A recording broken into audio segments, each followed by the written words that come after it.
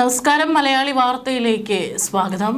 കാലാവസ്ഥ തകിടം മറിഞ്ഞുകൊണ്ടിരിക്കുകയാണ്. കേരളത്തിൽ മാത്രമല്ല, പല സംസ്ഥാനങ്ങളിലും ഇനി വരാൻ പോകുന്ന കാലാവസ്ഥാ മുന്നറിയിപ്പുകൾ ആശങ്കപ്പെടുത്തുന്നതാണ്.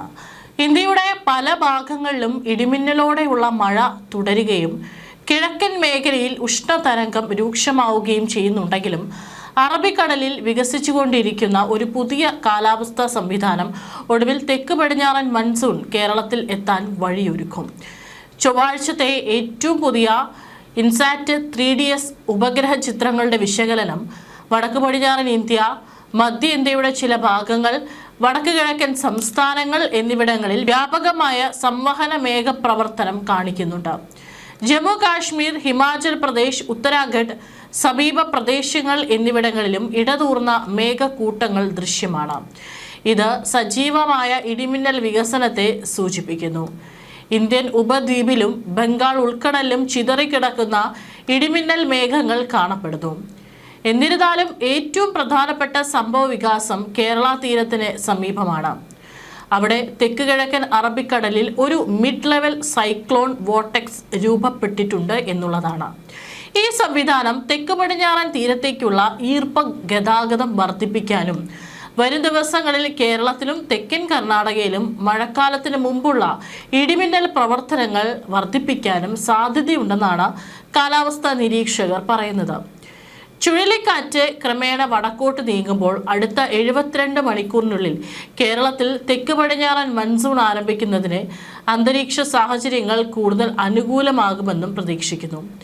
മൺസൂൺ ആരംഭിക്കുന്നതിനാവശ്യമായ 2 പ്രധാന ഘടകങ്ങളായ മേഘ ബാൻഡുകളെ ക്രമീകരിക്കാനും താഴ്ന്ന നിലയിലുള്ള പടിഞ്ഞാറൻ കാറ്റിനെ ശക്തിപ്പെടുത്താനും ഈ സംവിധാനം സഹായിക്കുന്നു. ഇന്ന് കേരളത്തിലും കർണാടകയുടെ തീരദേശ പ്രദേശങ്ങളിലും ഇടയ്ക്കിടെ മഴയും ഇടിമിന്നലും ശക്തമായ കാറ്റും പ്രതീക്ഷിക്കാം.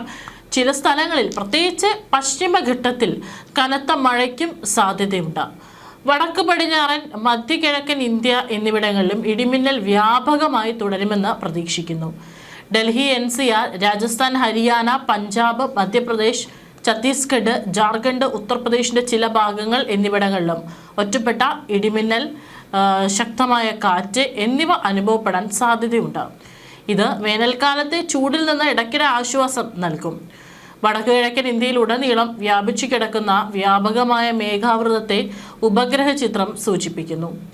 അതനുസരിച്ച് അസം, മേഘാലയ, അരുണാചൽ പ്രദേശ്, നാഗാലാൻഡ്, മണിപ്പൂർ, മിസോറാം, ത്രിപുര എന്നിവിടങ്ങളിൽ ഈർപ്പമുള്ള കാലാവസ്ഥയും ഇടയ്ക്കിടെയുള്ള മഴയും ഇടിമിന്നലും ഉണ്ടാകാൻ സാധ്യതയുണ്ട്.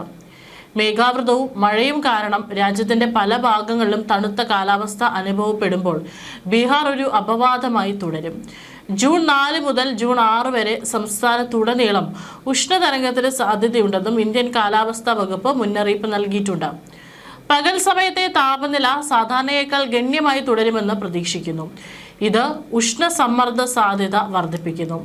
പശ്ചിമ ബംഗാൾ, സിക്കിം, അസം, മേഘാലയ, കൊങ്കൺ, ഗോവ, ഒഡീഷ, അരുണാചൽ പ്രദേശ്, നിരവധി വടക്ക് കിഴക്കൻ സംസ്ഥാനങ്ങൾ എന്നിവിടങ്ങളിലും വരും ദിവസങ്ങളിൽ ചൂടും ഈർപ്പവുമുള്ള കാലാവസ്ഥയുണ്ടാകുമെന്നും പ്രവചിക്കപ്പെടുന്നു. കേരളത്തിൽ ഒരു ചുഴലിക്കാറ്റ് ശക്തി പ്രാപിക്കുകയും രാജ്യത്തുടനീളം വ്യാപകമായ ഇടിമിന്നൽ ഉണ്ടാകുകയും ചെയ്യുന്നതിനാൽ ഇന്ത്യ ഏറെ കാലമായി കാത്തിരുന്ന മൺസൂൺ ആരംഭത്തിന്റെ വക്കിലാണെന്നും കാലാവസ്ഥാ വിദഗ്ധർ വിശ്വസിക്കുന്നു. മഴക്കാലത്തിന്റെ വരവിനായി കാത്തിരിക്കുന്ന ദശലക്ഷക്കണക്കിന് ആളുകൾക്ക് ആശ്വാസം പകരുന്ന മഴക്കാറ്റ് എത്ര വേഗത്തിൽ ഉൾനാടുകളിലേക്ക് നീങ്ങുമെന്ന് നിർണ്ണയിക്കുന്നതിൽ അടുത്ത 3 ദിവസങ്ങൾ നിർണായകമായിരിക്കും. അതായത് ഇനി വരും ദിവസങ്ങളിലെല്ലാം തന്നെ കാലാവസ്ഥ അപ്രതീക്ഷിതമായിട്ടുള്ള ചില സംഭവ വികാസങ്ങൾക്ക് സാക്ഷ്യം വഹിക്കേണ്ടി വരും. പലയിടത്തും ചൂട് ഇപ്പോഴും നിലനിൽക്കുന്നുണ്ട്. പക്ഷേ കാലവർഷം അതിശക്തമായി തന്നെ ഉണ്ടാകും എന്നുള്ള മുന്നറിയിപ്പാണ് ഇതിലൂടെ കാലാവസ്ഥാ നിരീക്ഷണ കേന്ദ്രം നൽകുന്നത്.